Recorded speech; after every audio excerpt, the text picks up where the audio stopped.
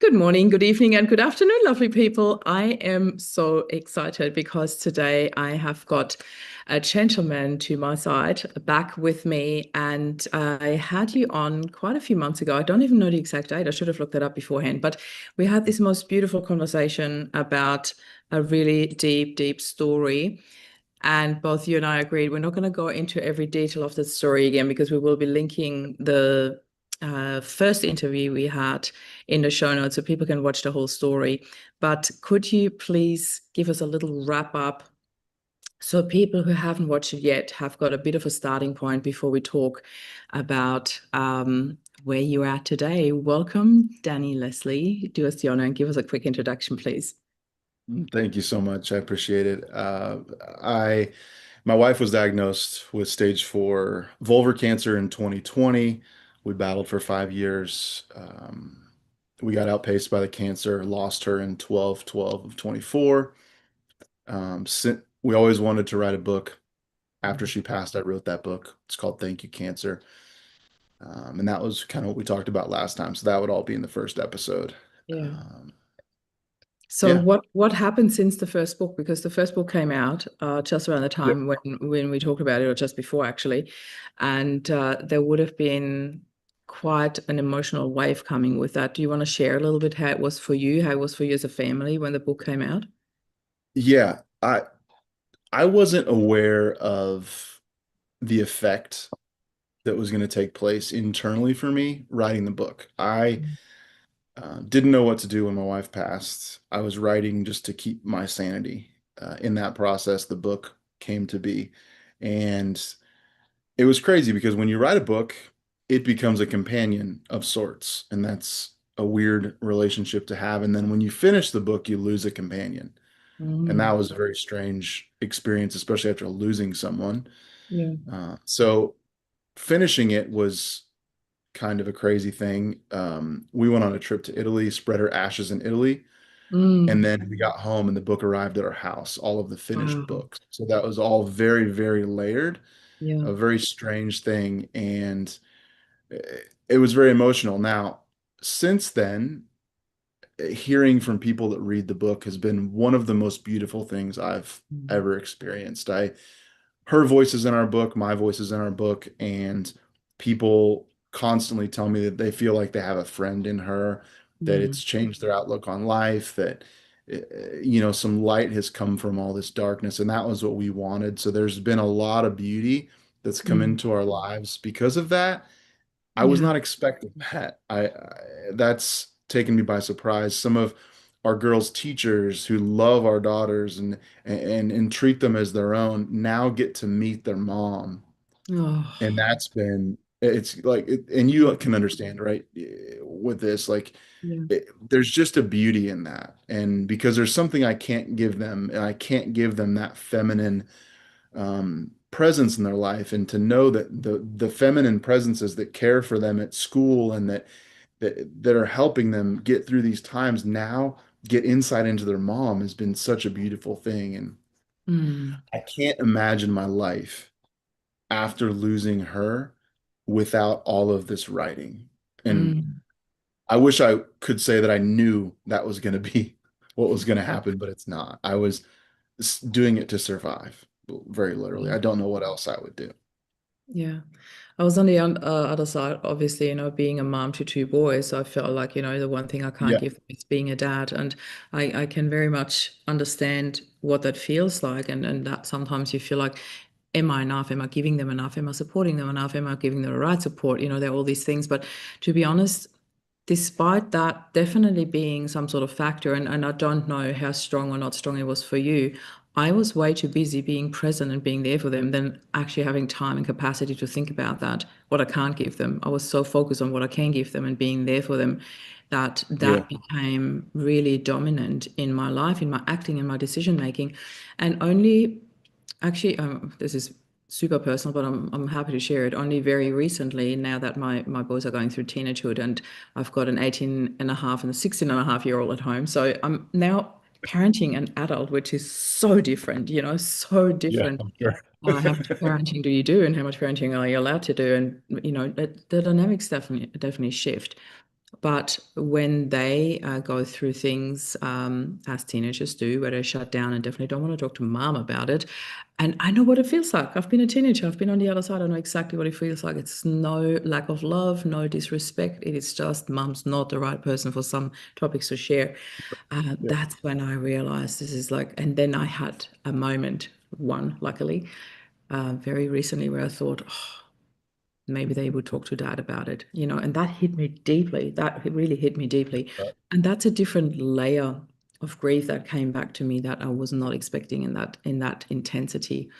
So your boys, sorry, your girls, switching. I'm so used to saying boys. Your Yeah. girls were at a very, very young age. How young were they when their mom died? The 8 and 10. 8 and 10. So Oh, they're what did not super young, but almost the exact same age what, that Flynn and Jet were when their dad passed, 8 and 10. yeah, yeah, it's very, very interesting that we Yeah, cross exact same paths. age. Wow. But yeah, so now they're, And 12. I think we're 20 months out. So they're, one's about to be 10, the other one's 11 and a half. So Yeah, that's, yeah. How are they doing? Because it's like, I think everything comes in waves, and also kids often to the outside world go back to normal and being kids and playing and hanging out, but there's also that whole process. How do you deal with it at home? As much as you want to share, you don't have to go into detail. yeah, it's fine. No, they are very resilient and Mm, they are very in touch with themselves and how they feel and all those things. Now it happens to them differently. One of them is very on the sleeve and the other one is kind of hides it away and then brings it up in outbursts. It's kind mm, of like musical chairs in our house. yeah. One person's having a hard day, no one else is. And then someone else has a hard day and no, so it's kind of moves around.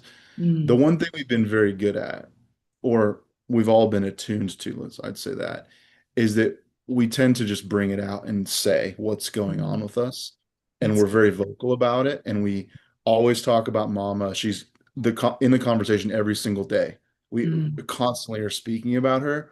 And if one of us is having a hard day, the other two will come to the rescue. It's not been something that's been able to stand between us yeah, for a long period of time. Sometimes it's hard to sort through that, parenting and grief. And, we've had the moments where it starts with a disciplinary kind of problem, and then it's that kind of battle that goes back and forth, and then it goes to tantrum, and then it turns into I miss mama. And mm, I kind of had to sort out with them, hey, I get it that you miss mama, but that is a different issue than your yeah, behavior. And yeah. You can play it's that not card a in the in it's those not a moments. leverage point, right? And Yeah, we've had to sort through that. But we have, and it's been really, they're just yeah, very astute and emotionally connected kids. So they're doing very well. We still yeah, all are sad all the time though, as you'd expect. yeah. That's incredible, like to work through something like that, because I can only imagine it does become a card that they can play in certain moments where, it's like, yeah, absolutely. And it's like you cannot discuss it away that they miss her, but then using it in those situations, that would be a very Well, fine line. I mean, I think Mm. it's a card for adults because Yeah. people on Yeah, yeah, general yeah. don't like to deal with grief. Yeah. And if you bring it up, the other Mm. side just tends to shut down, right? And Yeah. it's rare, I feel like, that you find someone that will sit with that conversation and welcome it because Mm. it's not an attack. It's just here's what it is. And so Yeah. yeah, it's an Yeah. experience. It feels like a carpet is unrolling and it just keeps Mm. changing what we'll deal with today. And it's like you said, the thing that came up with you didn't know that was coming. No, I was not But prepared for it it. showed up and it's Mm. like, okay, great. But I think the longer it's been, the more I welcome it and I don't Yeah. try to rush and get away from it, I guess. Yeah. I love that. I think this is such a huge factor in everyone's journey, and I sometimes wish that everybody could have um, that openness to grief and say, this is my journey, and it unrolls. This carpet unrolls in our speed, and sometimes somebody might push a little bit further and then it gets a bit wonky, but you're all on this together. You're all on this journey together, and what what was really I don't even know the word. It triggered me. It was.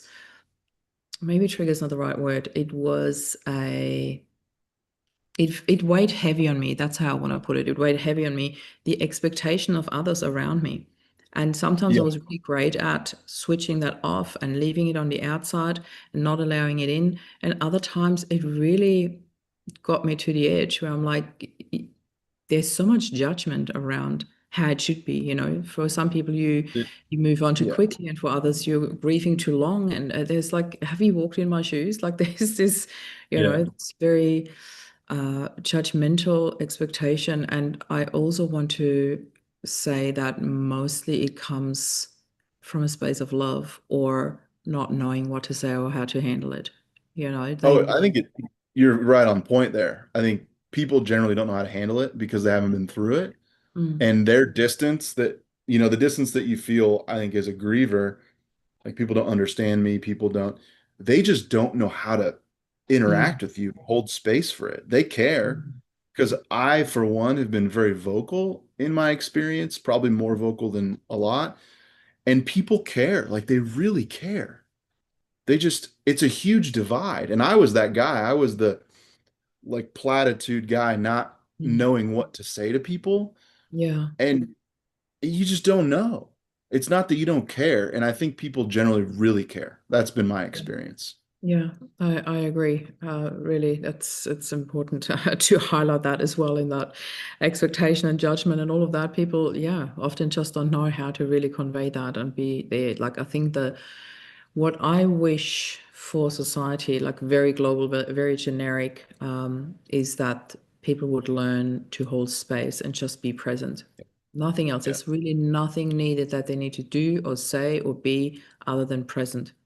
And that And is, it's, yeah. yeah, that's been, I think, my biggest challenge and it got broken out of me in our story because I wanted to fix the problem, which Mm. was my wife having cancer, and I wanted to fix it. Yeah. Well, it's not a fixable thing. Mm. And so we were forced into presence in our story, Mm. and that is grief. Like you're not fixing anything. It's it's Yeah. here as a way for you to reacclimate to life, and Mm. it's a gift we've been given. I think it's another piece of love that we just haven't seen yet, and everyone still tries to fix it or wants you to be fixed so that you feel better because they're uncomfortable that you don't feel Mm. better. Like, Exactly. That's exactly well, it. Yeah, I'm sorry. comfortable with you not Like, feeling better. Yeah.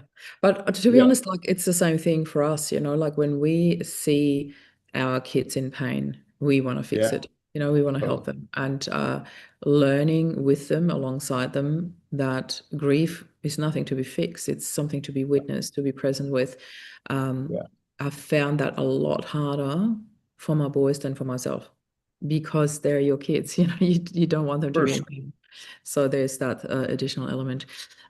Danny, when did you know that you'll be writing a second book? I didn't. I so I've been in the coaching space for a long time. Like, I spent a long time teaching people how to get stronger with barbells in the fitness space, and Mm, then I spent a lot of time personal coaching and mm, went on a journey of my own with some mentors in the personal coaching space. And I was, I realized in people reading our book mm, that they see like there was a dramatic transformation for Raffi and I in these years. mm, Dramatic, and it changed the course of our lives. And I realized that someone might read the book and not receive the transformation. And mm, it would end up being equated to like a really good movie they would watch. And they'd mm, feel inspired and emotionally connected and all these things. And then it, it would just go away and their life wouldn't change because of it. I think it was the coach in me that was like, could I give it to him? Like, could I figure out a way to like say, hey, this is for you, based on what we went through. And so it was kind of born in that. And then I just kind of set out to like, okay, how do I describe this thing?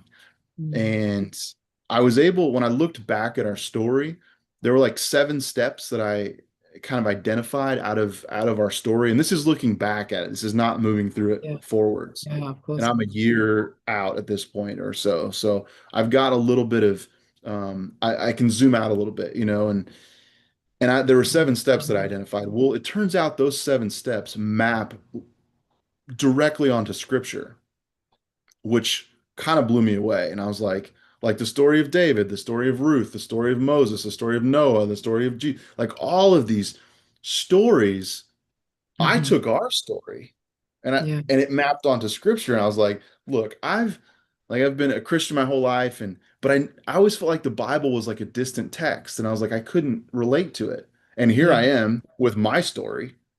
Come to find out it's literally maps right onto it. I was like, that's kind of cool. And so I was like, all right, so there's like some direction there. Maybe these stories are like mentors from a long time ago. And then I was like, yeah, but it's kind of blurry. Like it's still kind of gray. And I was like, could I make it clear? And I was like, well, what's clear? I was like, well, math is really clear. It's black and white. So like, could I make this into a math? And Hmm. so it's like, huh. So I was sitting there thinking about variables in our life that were moving during that time, and I was able to create an equation. And the Hmm. equation moves, it's like a compass for you. So the basic premise of the shift in our lives was a horizontal view of the world, or a horizontal orientation, which like, I'm going to fix this. I can do this. It's in my power. I'm in control. It's very egoic. And Yeah. then there's the vertical shift, which is trying to find alignment with God and being like, listen, I'm not in control. I need someone else to figure this out, right? Basically. Well, for us, everything was taken away. I lost my jobs, lost a house, our health was gone, money was gone, everything was gone. Mm. Well, when we changed our alignment, went to this vertical orientation, things started to show up and they were very undeniable. Our whole book is just a stack of evidence of those things. Yeah. So I was able to create an equation, and then I was able to take that equation as a compass and give you some direction in the dark moments. And I've had to use it. I've had moments that have been really dark in my journey, and I thought about that equation, and immediately it changed how I was oriented in my day.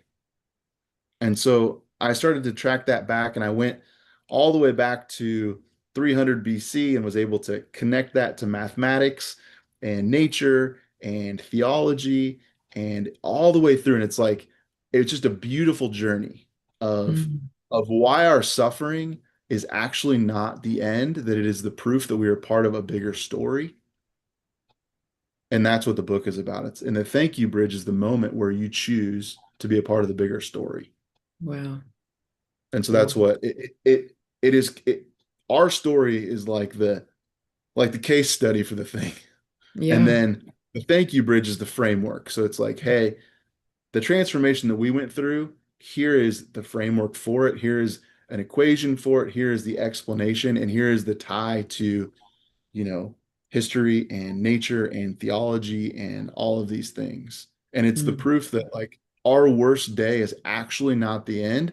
It is the proof that you are in a sequence that is the same sequence as why you see a tree grow around a fence post.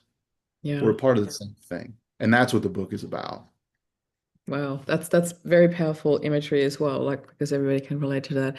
I think this is just so mind-blowing how you described it and the image that came up for me when it comes to faith, is when you go through grief, when you go through anything that is traumatic, hurtful, deep, heavy, whatever, our natural thing is to go into contraction, to retreat, to go into fetal position, like really to come back in, and sort of close Yeah. ourselves off from more hurt or whatever. And when it comes to faith, when it comes to surrender, to surrender into faith, into this higher power, to hold us, to guide us, it is actually a complete opening up. I really like just guide me, lead me. There's this Yeah. trusting in this higher power. There's a complete heart opening, and it's the It polar is. opposite of what we do when we get hurt, and I find that so fascinating because it takes a lot of courage and trust and belief to be able to do that. And I know Yeah. that you and Raffi had a lot of guidance from the spiritual side. You both are really have really strong Christian faith. So I know the beginning of your story quite well now, and incredible to see you translate that into a framework that people can actually read when they are going through stuff where they do need that guidance, where they do need a bit of help for that courage, for that leaning into faith, that opening up to that guidance. That it's so counterintuitive in terms of when you're hurt, but then when you have your faith to really allow yourself to open up to that is, yeah, wow. Yeah, well, I talk about it in the book. Like, it's if you think about the way that you view the world as a pair of glasses, like you Yeah. wear a pair of glasses, and like much like many people do. Well, there's a moment for a lot of us where life punches you in the face, right? Mm, From whatever it is. For me, wife getting a cancer diagnosis, losing my wife, it could be losing a job, it could be a litany of things. mm. In that moment, you've been punched in the face, your glasses are broken. You Haha. can Yeah. you can either put on the same glasses and Mm, go about your life, or you can pick up a new pair. My mm, contention is that that moment, I call it in the book an inciting event. When life punches you in the face, you have a choice. Now, it took me 44 years and losing my wife to figure out what these moments look like. And believe mm. me, I've had 200 other ones in my life. Yeah. I just saw a pattern. It's like, oh, these moments when, life goes the way you didn't want it to go. That is the moment that you have an opportunity.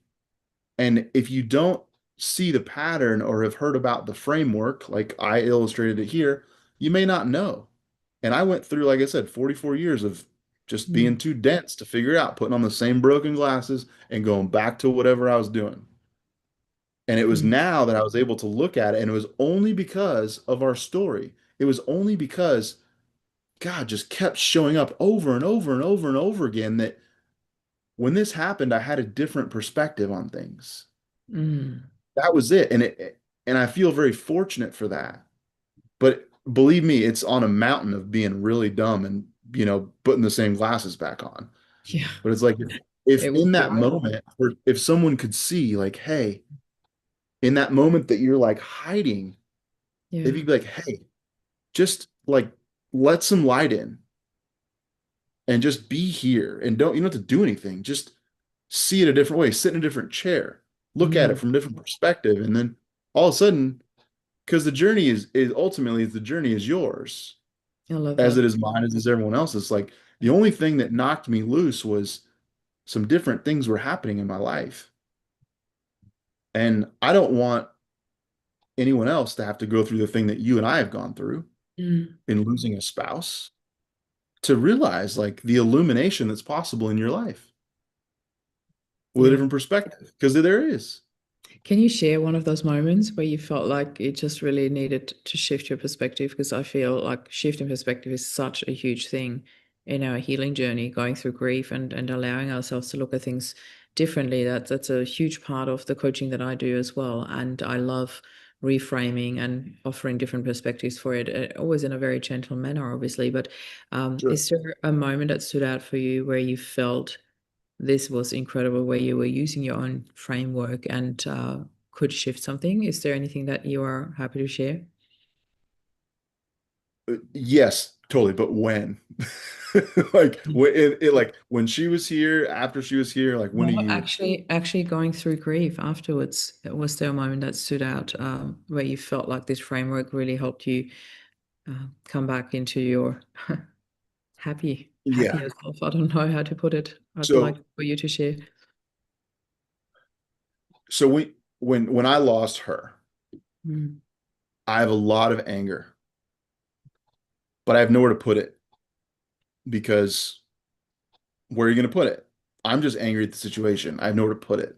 Now, like my children are here. I don't want to put it on them. I don't want to put it on my friends. I don't want to, but there's this anger here, and it's like, okay, well, I don't I don't like that. But yeah. that anger is a certain pair of glasses. It's me trying to fix it. It's me like trying to like control the thing. I Mm, don't have control of it.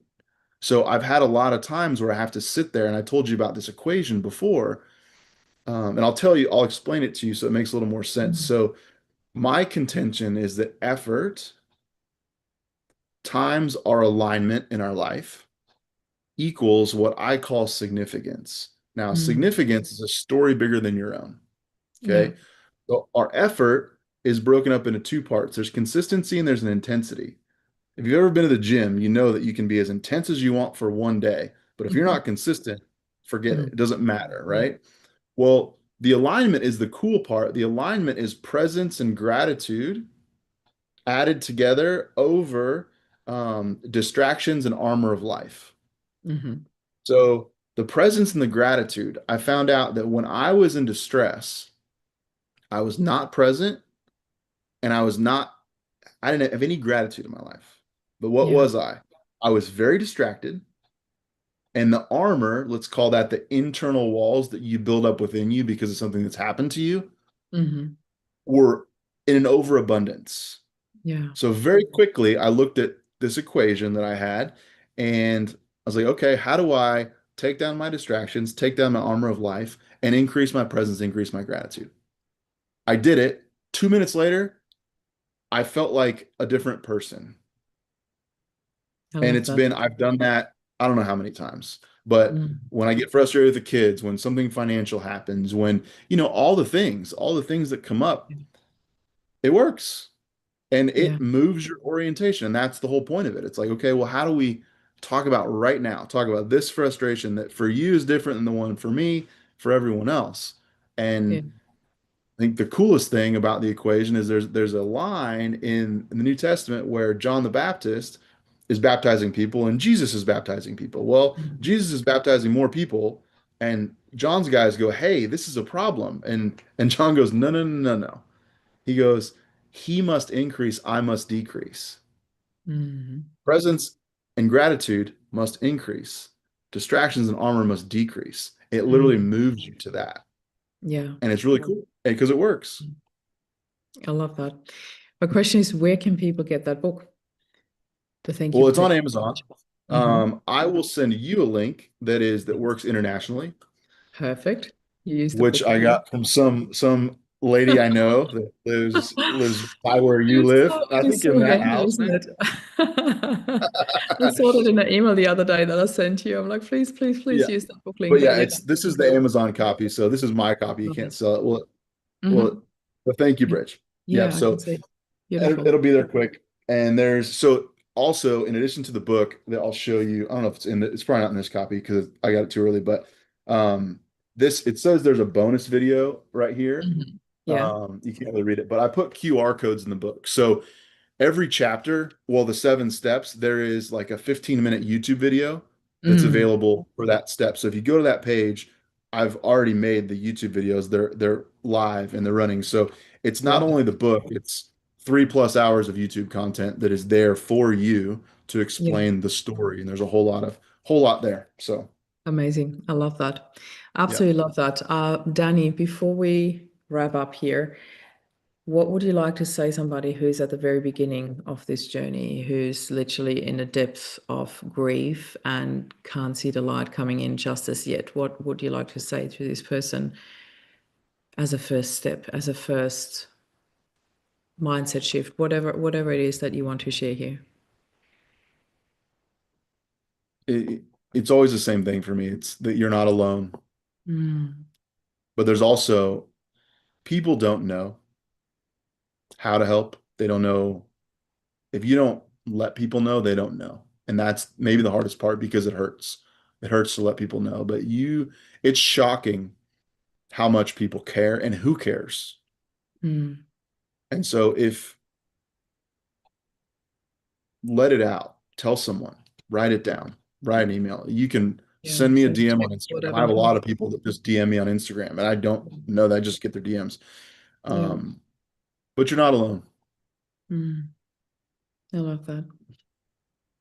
I want to say to everybody who has watched this here now, please check in the show notes if you want to watch the first part of our interview because you'll hear a lot more about Danny and Raffi and the girls. And I was so happy when we just reconnected because you and I every now and then text on Instagram as well. And how's it going? And checking in. And you're like, oh, I've got this book. I'm like, come back, tell us about it. I want you to share about the second book. And that I'm really, really happy that you made time to come here and share about your second book, your framework. I truly feel very, very deep in my heart that that will help so many people make sense of what cannot be explained, just in their own way, to apply that to themselves, to have a bit of light come in and, yeah, wear different glasses. Yeah, and it's Be, it's funny because I feel like it's not only grief, right? It's grief for me has been the deepest dark place I've found myself. But yeah. there have been many other times where these thank you bridge moments showed up and I just didn't know what they were. And so Mm, my goal in identifying it and giving it handles was that mm, someone that's in a season, whatever it might be, it doesn't have to be grief, yeah. can use this as a track to run on. Mm, that's awesome. Danny, Yeah. thank you so much for being here. I really can't Pleasure. wait to get my hands on your second book as well because this is incredible. It sounds really absolutely perfect for anybody needing a bit of a framework, a bit of help because we all do. When we're going through tough times, when we're going through some dark times, we all need somebody to shine a little bit of light in. And it seems that your book is exactly that. So I thank you hope for so. being here.